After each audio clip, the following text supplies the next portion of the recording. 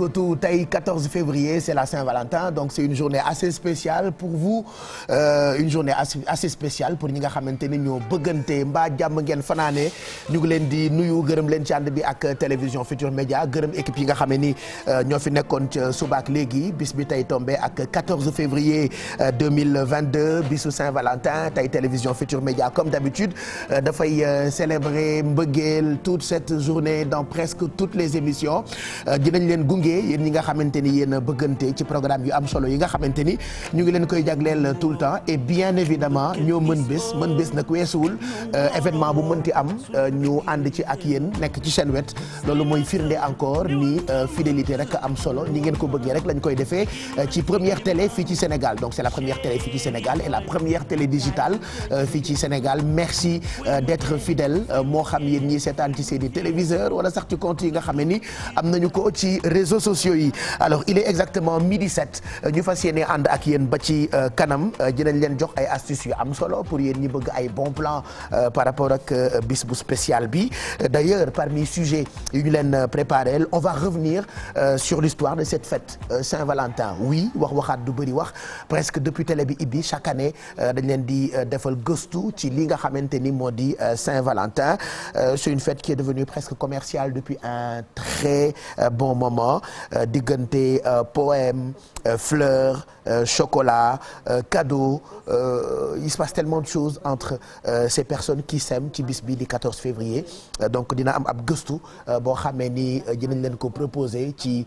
histoire bu Saint-Valentin dañ ci ànd bu ca kanamee tuuti ak Corombaar Ndiaye Seck et puis une semaine après victoire sunu ay gaynde démb dañ doon ngénte national oui daanaka gox ak gox-goxaan yu bëri foo ca dem ña fa dëkkee xëy nañu togg laax def daanaka xew ray xar tudd liir bi suñu taaw lu ñu ko tuddee démb nag ñu bëri liir bi Sané Madio la ñu ko tuddee Sané Madio bu ngeen fàttalikoo mooy lapsus bi xale boobu defoon keroog bi ñu koy laaj xalaatam ci kubu sunu équipe bi et puis voilà mu wax loo xamante ni finalement vidéo bi dafa viral et ñëpp a ngi commenter ak di wax li nga xamante ni moom xale boobu waxoon na ko donc on va revenir ci sunu ngénte bi démb nga xam ni ça s'est passé presque partout au Sénégal parmi sunu gaynde yi am na ci koo xamante ni il nous a encore ébloui ginnaaw bi mu nekkee champion d'Afrique nekk na champion du monde des clubs kooku mooy Edouard Mendy parcours am dañ ci ñëwaat bu ca kanamee parce qu'il est exceptionnel c'est-à-dire c'est l'un des plus grands gardiens de but fii ci Sénégal ñëwaat ci performance su ki nga xamante ni moo di Edouard Mendy dañ ci ànd bu ca kanamee tuuti ak ki nga xamante ni moo di Pape Fara Gningue kan bi nag moo taxoon boobu ba tey jotu leen am li xew biir internet tey nag dafay dellu si ak Mamadou Ndiaye on le retrouve tout à l'heure juste après journalu 13h bi ci beneen plateau bi bu ko defee mu ñëwaat ci yi nga xamante ni actuellement ñooy def je sais pas buzz sur internet ngénte national bi il en parlera et puis trophée continental bi dina ci ñëwaat ba noppi itam 14 février Saint-Valentin oui presque dans tous les réseaux sociaux on ne parle que d'amour parce que bis bi tey moo ko laaj muy 14 février Fatou Bintou Dem itam Fatou Kiné Dem plutôt dinañu ànd ak moom ci kanam moo ñu nar a présenter journal wolof bi waaye lu ko jiitu dinañu ànd ak moom ci kanam tuuti bu ko defee mu junjuñu jox ñu xët yi ak li mu fas yéene développé ci midi plus bi tey ji 14 février. Juste vous rappeler que exceptionnellement ñu ngi ànd ak KFC yéen a ngi koy gis ci écran bi xam ngeen ni boobu nag ba tey Sénégal a ngi sant ndax am na KFC bu njëkkaan tant que tukkiwoo doo xam KFC donc pour cette journée assez spéciale qu'est la Saint-Valentin KFC daf leen di proposer vraiment ay menus yu am solo et que mën ngeen koo am bu ngeen commandé wala bu ngeen demee directement ci KFC yu leen gën a jege donc KFC c'est poulet Sedima ak eau minérale casamançaise la ñu àndal ànd itam ak parfum olfactif by Tabou Racine. Transfert d'argent bii di Wave ñu ànd ak moom ak 1xBet seen jeu sportif. Pagotrans moom mu ngi sensibiliser rek ci lépp loo xamante ni jëm na ci wàllu dem beeg dikk bi donc ce que vous voyez comme ça bi itam ab couple la bu dem fi nga xamante ni mooy olfactif en tout cas ci kanam tuuti dinaa détailler benn par benn ñi nga xamante ni ñoom la ñu àndal tey ci bisu Saint-Valentin bi lu ko mooy démb ba tey maa ngi jot seen ay message ak seen ay woote su ma mënoon a tontu ñëpp def ko waaye maa ngi gërëm ñëpp di sant ñëpp at bu jot nii bu dee 14 février dafa jot marque d'attention bi nga xamee ni da ngeen koy am ci man gis naa ko yàlla na yàlla fay leen merci en tout cas ci mbëggeel gi merci en tout cas ci cofeel bi c'est plus de 20 ans sama diggante ak yéen j'ai eu 12 ans quand j'ai commencé à faire de la télé muy lu yàgg lool maa ngi am 39 ans tey donc fukki at ak ñaar ak 39 ans xam ngeen ni yàgg naa ak yéen bi may dugg ci seen i salle di dugg ci seen i néeg di dugg ci seen i kër dem ba bokk ci seen vie defe naa yàgg na ma màggandoo ak yéen donc loolu mooy firnde nii sama diggante ak yéen lu yàgg la yenn saa yi mu neex yenn saa yi mu naqadi télé nag moo xaw ni mel rajo itam mel ni mel ñu doon ay nit rek du ma wàlliw du ma robot du ma xut bu samaan nit rek la dëkk ci dëkk bi comme ñëpp di def erreur di def itam lu dul erreur waaye heureusement ba xam ngeen ni cofeel ak mbëggeel rek a wóor moo tax démb ba tey je reçois tellement de messages je reçois tellement d'appels je peux pas répondre à tout le monde ndax liggéey beeg activité yeeg samay programme personnel mais je tiens absolument à vous remercier ñi ko yëg ak ñi ko yëgul ñi ma bind ak ñi ma bindul ñi bëgg ak ñi bëggul merci ci mbëggeel bi merci d'être inconditionnel ci li nga xam ne ni maa ngi koy def moo xam ci rajo bi depuis très longtemps moo xam ci télé bi merci ci message ak souhait anniversaire yi nga xamante ni yéen a ngi ma koy envoyé depuis démb gis naa lépp dégg naa lépp encore une fois merci d'être là ci di ma gunge moo xam ci li may def ci télé bi wala ci cette vie ci Sénégal merci à mes parents sama pap sama yaay voilà j'ai tout reçu en tout cas ñu ngi leen di gërëm bu baax je suis très content yàlla na yàlla dolli sutura ba noppi itam taxawuñu ñun ñëpp bu ko defee ànd yi mën a neex merci en tout cas ci ni ngeen àndee ak man donc 14 février jour Saint-Valentin la on va revenir ci histoire u fête bi elle est devenue commerciale depuis très longtemps elle est célébrée un peu partout à travers le monde diggante waxante lu baax yow ki nga bëgganteel chocolat fleurs cadeaux entre autres tellement de belles choses nit yi di ko dund entre ñi bëggante ci bis bi Coro Mbaar Ndiaye Seck lañ ci àndal. bi ñu jagleel mbëggeel bu ñenn ñi jàppee ni du feetuk dara lu dul jaay jàpp fête commerciale ñeneen ñi ñoom dara ëppul ngir ñu daal di koy màggal bile bés ñu ciy waxtaanee mbëggeel ak lépp li mu àndal mbëggeel biiram ak biteem ngir nag màggal ko amul benn cadeau bu ñu xeeb wala sax bu ñu yéem ci diggante chocolat jàpp rose gâteau ba ci poème fleur naka noonu bijou dara ëppul ngir bégal ki ngay bëgganteel Saint-Valentin 19e siècle ba tey ñu ngi koy màggal bile bés jagleelu ñu ko ñi nga xam ne rek ñoom ñoo di couple mu mel ni bés la boo xamante ni mën nañ ci itamit gën a fësal mbëggeel goo am ci say waajur say mag ak rak wala sax say xarit li am solo daal mooy màggal li nga xamante ni moom moo di mbëggeel wala amour ñëpp jàpp ne lu neex la bu ko dëgg rek lalee ñenn ñi sax jàpp ne àdduna lépp mbëggeel la kon nag bëggante leen màggal leen Saint-Valentin ci jàmm joyeuse Saint-Valentin. Mais à toi aussi Madame Seck on te souhaite une belle fête de Saint-Valentin yaa ñu defaatal historique bu Saint-Valentin bi donc ce premier Saint-Valentin ak sa borom kër xam naa ni tey day cukkur muut Coro Mbar Ndiaye Seck ñu ngi lay gërëm bu baax et on va continuer cette fête tey toute la journée di ngeen am daanaka ay waxi mbëggeel ci télévision Futur Média ca kanam seetu bi guddi gi kakatar spécial Saint-Valentin lépp rek pour gunge leen ci bis bu exceptionnel bi donc ñu ngi gërëm bu baax Coro Mbar Ndiaye mi nga xamee ni moo ñu defal gëstu boobule. Vous rappelez encore que ñu ngi ànd ak Pago Trans alors Pago Trans actuellement mu ngi sensibiliser bu baax ci lépp loo xamante ni jëm na ci wàllu dem beeg dikk bi ngir ñu moytandiku li nga xamee ni moo di accident yi. Vous rappelez que Pago Trans mooy programme d'appui à la gouvernance dans le secteur des transports terrestres fii ci Sénégal qui est financé par l'Union européenne pour appuyer le ministère des infrastructures des transports terrestres et du désenclavement di améliorer comportement wu dawalkatu woto yi ak ñi ñu tuddee usagers de la route fii ci Sénégal. Projet bi nag chaque jour moo wax leen ko mu ngi intervenir ci 4 thématiques: sécurité routière, surcharge à essieux, environnement et santé, renforcer les femmes dans le secteur des transports. Am na message boo xamante ni mu ngi jàll depuis déjà quelques jours. Est-ce que xam ngeen ni dinañu dépenser xaalis bu bëri ci defaraat tali waaye loolee mën nañ koo moytandiku ci kaw ñu éviter li nga xamante ni moo di surcharge yi ndax nag daanaka sensibiliser ci wàllu sécurité routière waxtaan ak sénégalais yi am na solo ndax nag li ciy faatu ci tali bi at bu jot bu ñu ko xaymaa mu ngi toll ci 800 par an loolee nag nanu ko moytandiku ndax nag am na yenn comportement yoo xamee ni bu ñu ko éviter rek dinañu bañ a am accident muy wuyu téléphone wala jëfandikoo téléphone portable au volant, vitesse, distance de sécurité, stress, fatigue au volant. Il y a plusieurs facteurs qui augmentent considérablement yi ñu tuddee les risques routiers donc Pago Trans moo ngi ci bopp ba tey di ci ànd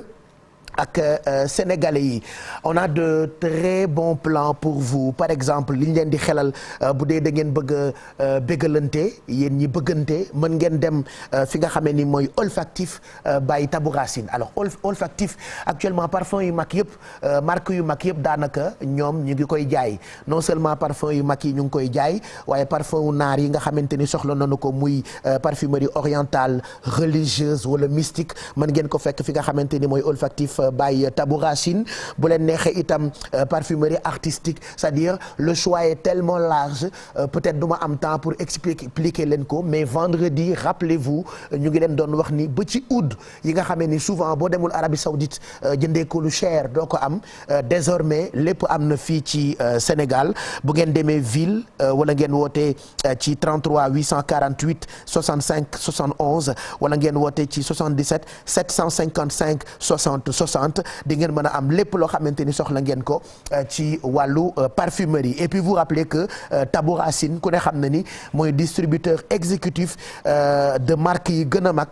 ci wàllu parfumeur de niche Montal ak yeneen marques yi ku lim juum. Donc olfactif by Tabou Racine en ville univers yëpp mën ngeen ko découvrir moo xam parfumerie de niche ou parfumerie artistique, parfumerie orientale religieuse et mystique wala parfumerie traditionnelle nag imaginez goowe cuuraay gongo saraxataan ñu jël ko defaraat ko ba mu silwise ba nga xamee ni boo ko defee dañ lay naw ak foo mënti toog lépp mën ngeen ko am fi nga xamee ni moo di olfactif by Tabou Racine mi ñu àndal ci midi plus bi tey spécial Saint-Valentin. Une semaine après victoire sunu gaynde yi démb sénégalais yi dañ doon ngéntewaat coupe bi yoon la doom bu juddoo ba ñëw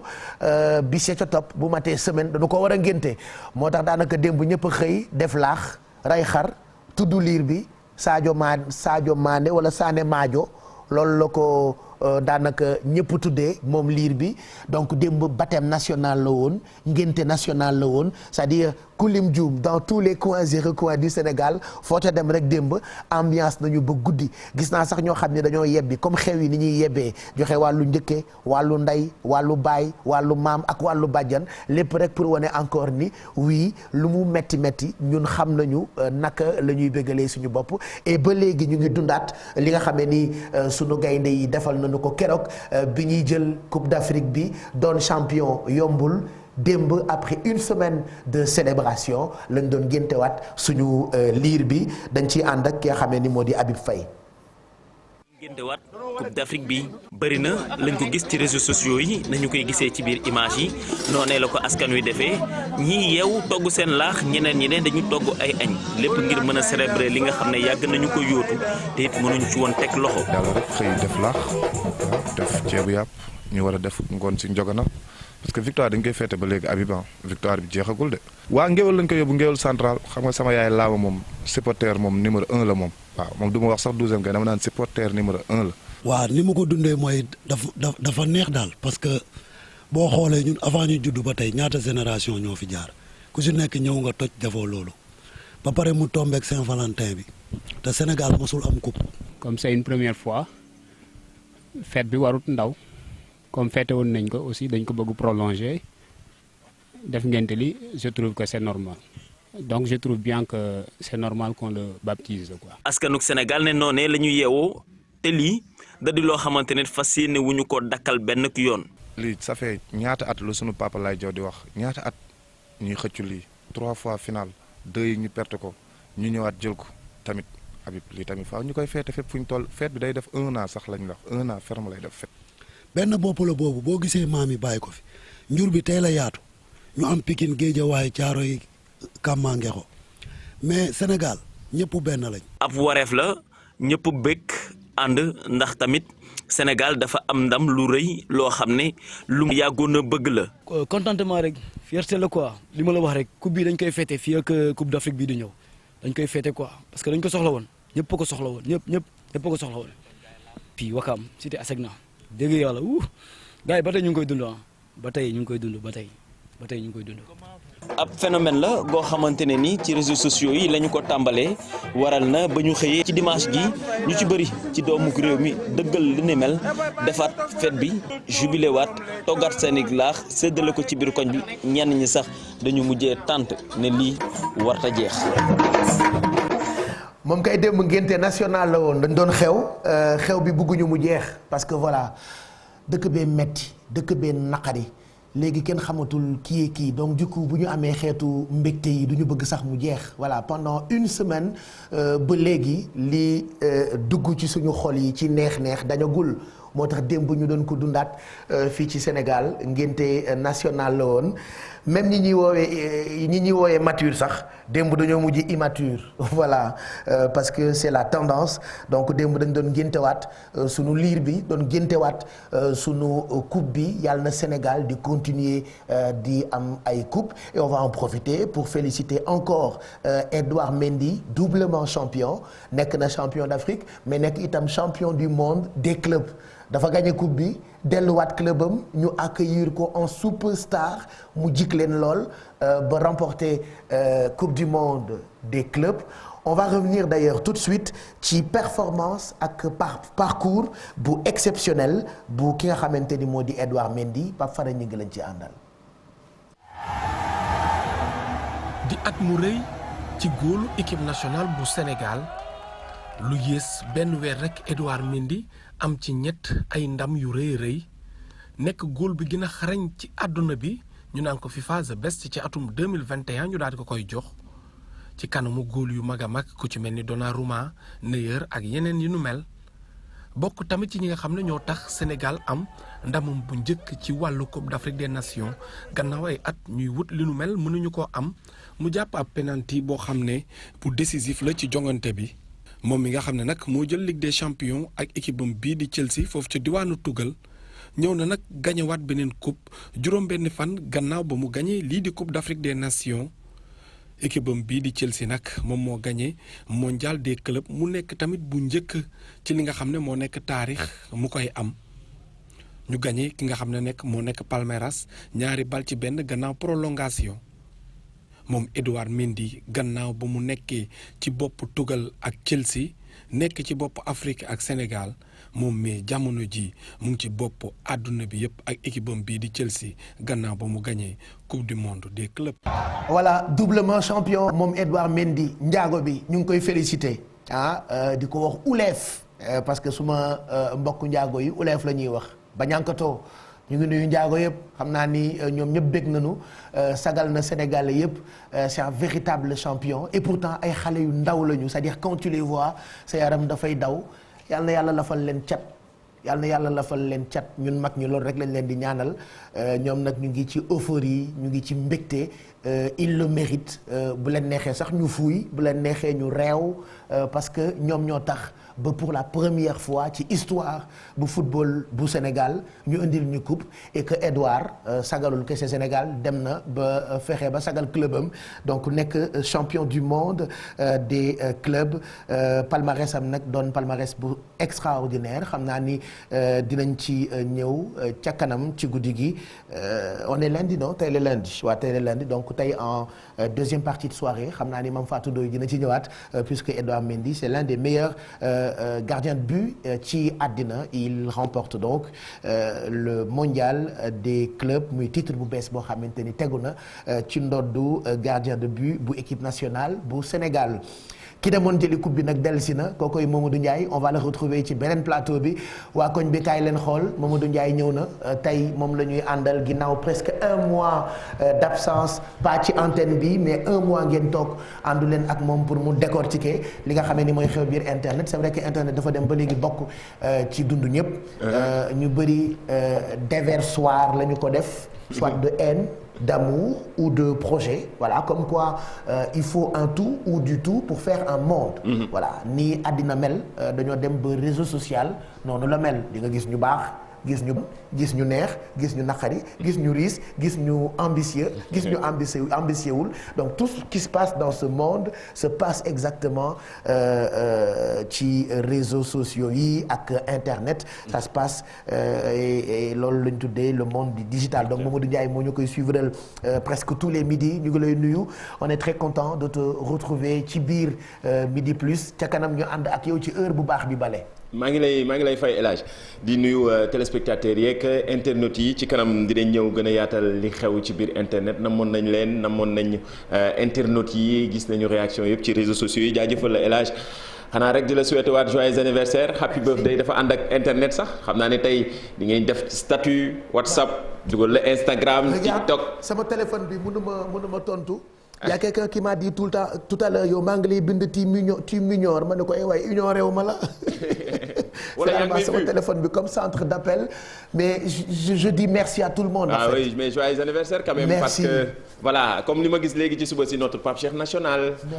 yow tamit voilà yaa ngi doon wax léegi équipe nationale bi vraiment tamit sénégalais am na fu ñu la teg. respecté nañ la fonk nañ la en plus da nga leen di bégal. waaw saa su ne dañuy xëy suba jàkkaarloo ak yow bég ñi meroon ñi nekk ci hôpitaux yi bari na ci ay messages yoo xam ne dañ koy jot. jaajëfal la ñaanal la yàlla gudd fan ak wér yàlla bàyyi ñoog yow bu baax a baax nga ñu yàgg fii lool di ñu bégee. amiin waay waaw ci kanam nag dinañ ñëw wax nga ko sànq ngénte national bi nga xamante ni actuellement nii monde entier bi yëpp ñu doon seetaan démb ci réseaux sociaux yi joueurs yi tamit ci lañ bokk ndaxte ñoom ci seen bopp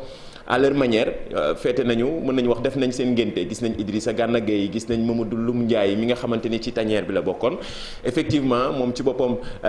démb yàlla daf ko suturaal mu dugal but bi nga xamante ni noonu la participer ci ngénte bi donc ngénte national la woon ci réseaux sociaux yi diggante démb ak tey ñëpp a ngi partagé sénégalais yi ñëpp di